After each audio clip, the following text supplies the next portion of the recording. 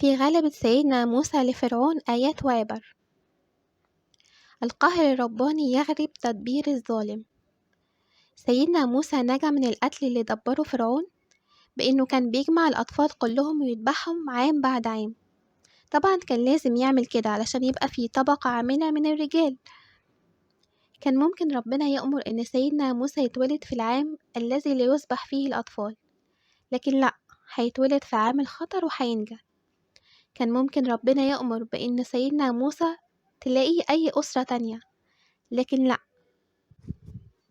هتلاقي أسرة فرعون وهيكبر قدام عينيهم.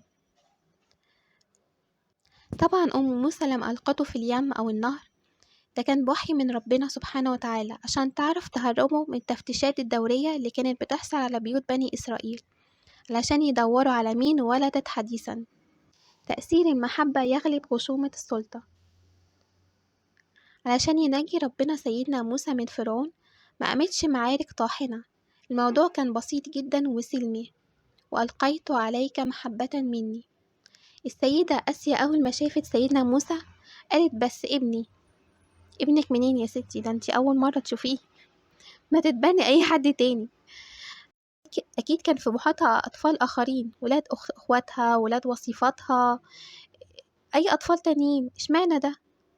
يعني دخول امرأة فرعون السيدة آسيا في الصورة ومحبتها ليه كان فيها نجاته.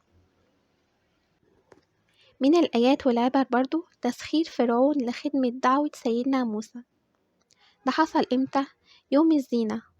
إيه يوم الزينة ده؟ ده يوم من أيام الاحتفالات القومية عند المصريين القدماء. فحب فرعون يطلع سيدنا موسى على المسرح ويعمل منه شو. هنجيب النهاردة موسى اللي بيدعي إنه في رب غيري، ونشوف بقى مين الرب ده وإيه حدود قدراته، في منافسة مع سحرة البلاط بس السحرة.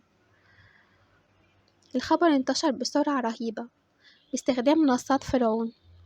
تخيلوا حاشيته منظمين الاحتفال بتوعه وبتمويله كمان.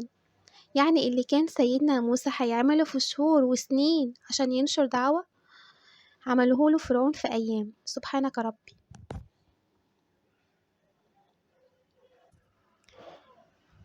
الخبر انتشر بسرعة رهيبة باستخدام منصات فرعون.